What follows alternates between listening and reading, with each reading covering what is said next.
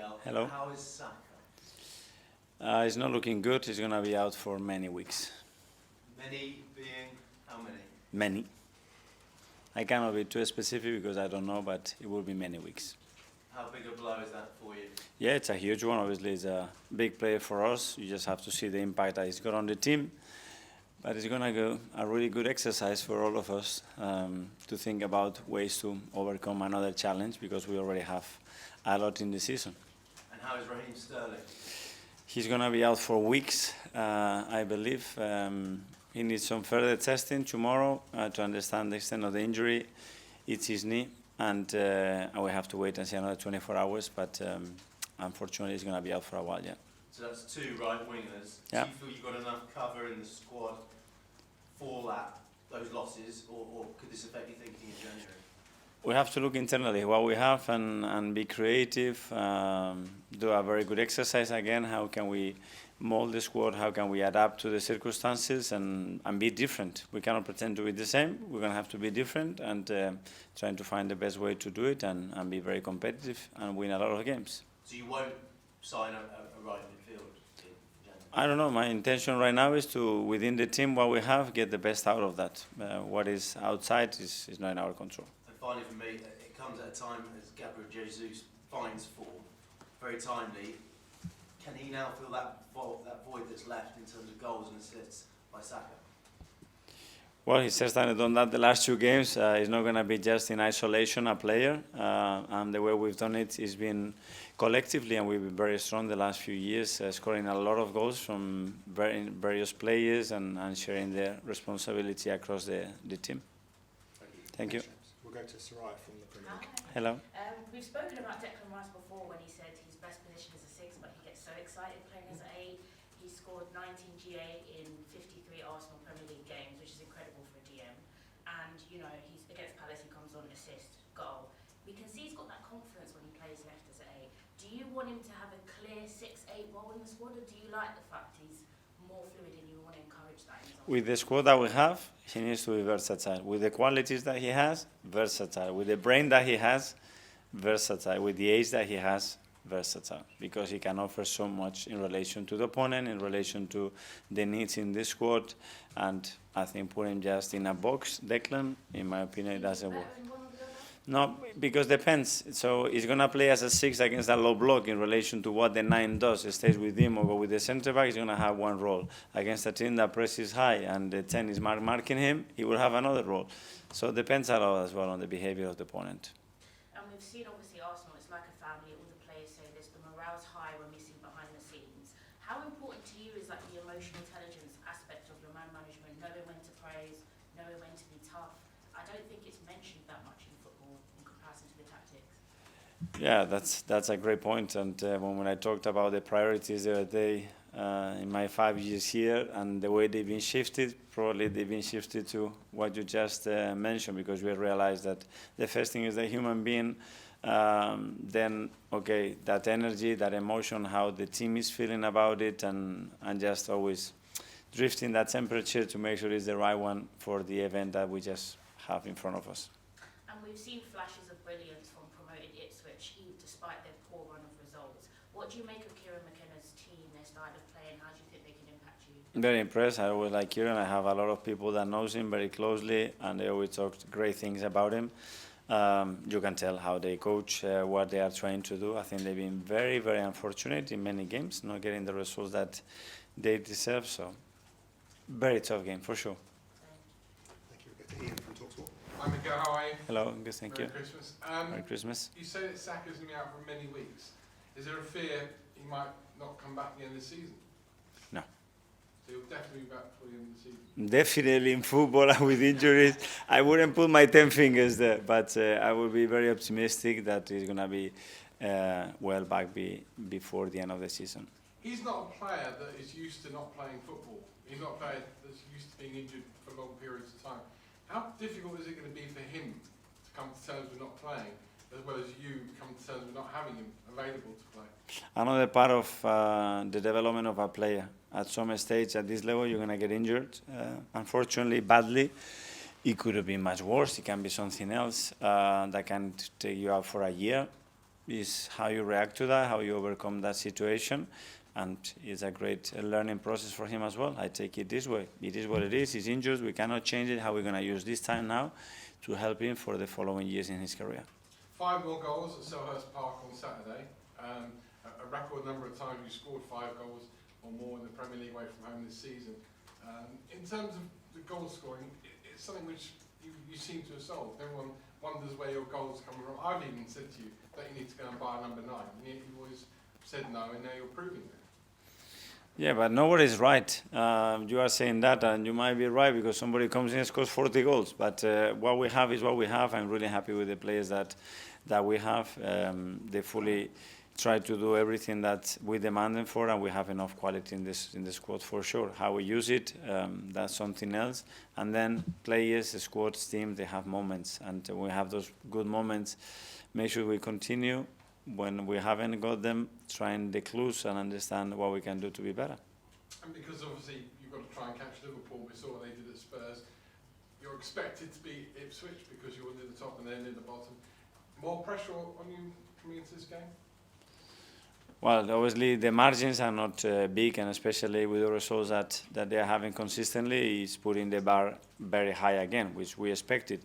So we need to raise it again and be very consistent, continue to play the way we are continuing, winning, and wait. Thank you. Good luck. Thank you. We'll go to Alex from the BBC. Hi. Mikel, how would you challenge the players to step up in Bukayo Saka's absence? Because since you've been in charge, he's got, by some distance, quite the most goals and assists. I'm putting some ideas together. I haven't got there yet, but I have a few, and then I want to speak with them as well to understand how we're going to generate that and take it in a positive way, because that's going to mean that we're going to be different. We went through the period with Martin. We went through the period with 5-6 defenders missing. We went through the period without many other players, and we will continue to do that, finding ways and taking it with positive energy. That's it. And on Saturday, you scored 5 goals. You've been criticised, or your side has been criticised for not scoring from open play.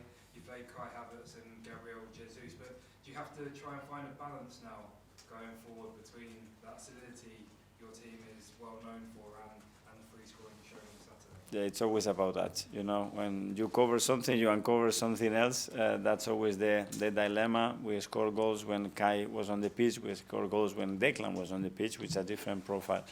So is it related to the players? Is it related to the intentions of the team as individuals in certain moments of games? Confidence, it's a lot of aspects that plays a part. Simon, Evening Standard. Mikel, we Hi. talk a lot about the players in this period, but do you think for you as a coach, finding solutions without Martin, finding solutions without Bukayo, this period will make you a better coach? I think so, yeah. And obviously we started the season with one of the thinnest squads in the Premier League. We knew that, you know. Okay, so what do we need then? We are the thinnest, what do we need? And really dig into that, you know, and make sure that we utilize every player in the best possible potential, everything. Everybody has to feel part of it. You need to rediscover players in different positions, relationships. It's a great one, honestly. It's a really good exercise, and the boys are willing to do anything we demand them to do, so that's a really good thing as well. And just on January, in past windows, you've moved very quickly when you needed to. You've been quite agile. Obviously, you've lost Eddie there, and Jason's come in. Do you still feel you've got that ability next month if you suddenly decide 2 weeks in, right, we need to do something? Yes, the preparation is done, and we are ready if something happens. Obviously, we didn't predict a situation with Bukayo, obviously, and Raheem at the same time. We predicted more if something else happened, for example, in the defensive line. But the job is done, and then, okay, if something has to happen, we will be open. But the main focus is, okay, now how we subtract still a lot of potential that there is in this squad. Hi. In your answer to Alex there, you listed all the different injury challenges you've had to deal with, and you said at the weekend that you weren't surprised with the fixture list, the amount of injuries in your club. It's not just Arsenal, it's across the league.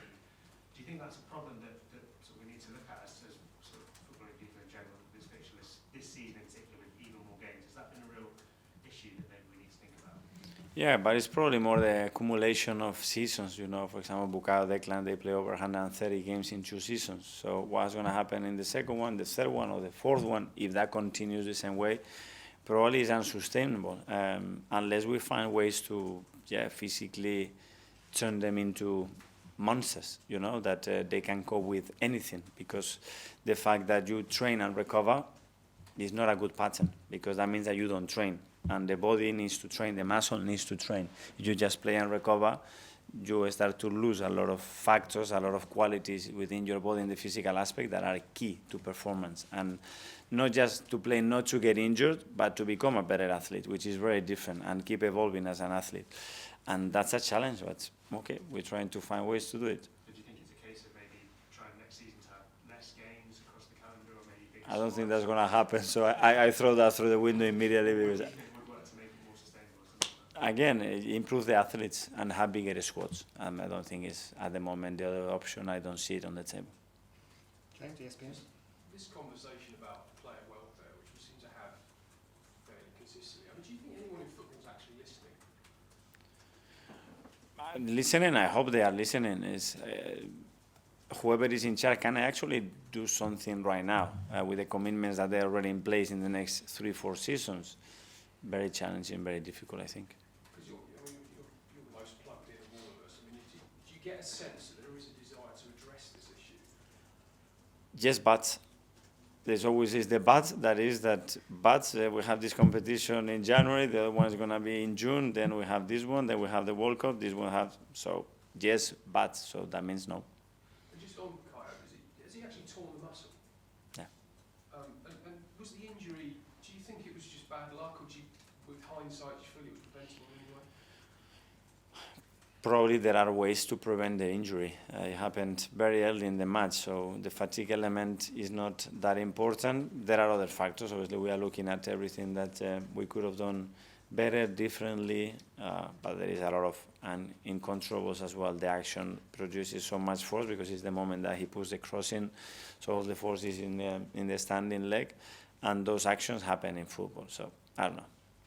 Okay, last couple in the last section. James from Athletic. Hi, Mikel. Hi. Obviously, you said you're going to look at internal solutions. I wondered what you made of Gabriel Martinelli's performance on the right-hand side against Crystal Palace. Could be an interesting option for you. Yeah, well, that's the first one that we decided to go through, especially because he's played there before. I mean, he played the last game there against Everton in the last match of the season. He did really well. I think he did really well again the other day. He scored a goal, created an assist, and it's a good option to have. We're going to have the options to play inverted footed as well if we need to, another kind of profile in relation to the opposition. So we are on it. Yeah, and I suppose Raheem would have been the next in line. So who are the other candidates to step into that role? Gabriel Jesus, maybe even Ethan Ranieri?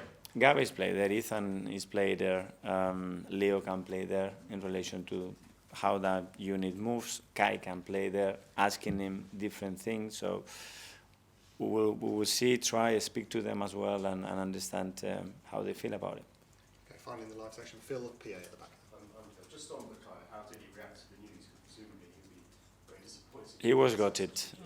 You can tell that he's not been injured because he was really, really emotional. He was really down, and we need to lift him up because he's part of what we do. He's part of what he does. He's part of his job, big part of his job, and he will be fine. But I think he's going to need a few days. It would be difficult to keep his spirits high, I guess, when he's out. Well, he's going to immediately realize that he's so important in that dressing room. So his energy level, his body language, the way he communicates with the rest of the team has to be really, really good because it's the only way at the moment that he can help. So he better do that well.